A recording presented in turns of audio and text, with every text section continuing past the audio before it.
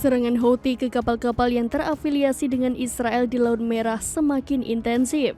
Seiring dengan memanasnya konflik di Laut Merah, 5 drone Houthi dilaporkan mengelilingi kapal Amerika Serikat. Drone tersebut bersiap meledakkan kapal Amerika Serikat yang mencoba melintasi wilayah tersebut.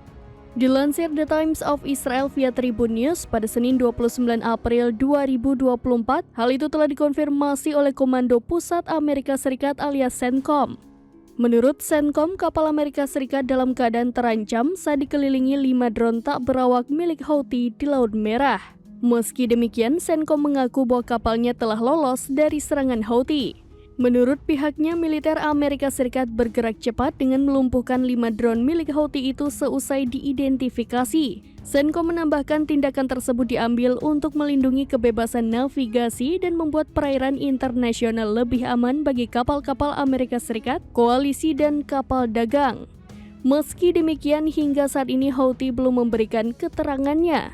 Diketahui sebelumnya Houthi yang didukung Iran memang menguasai sebagian besar wilayah Yaman yang dilanda konflik. Demi membela warga Palestina, Houthi pun mengaku telah menyerang kapal-kapal Israel sejak November 2023 lalu.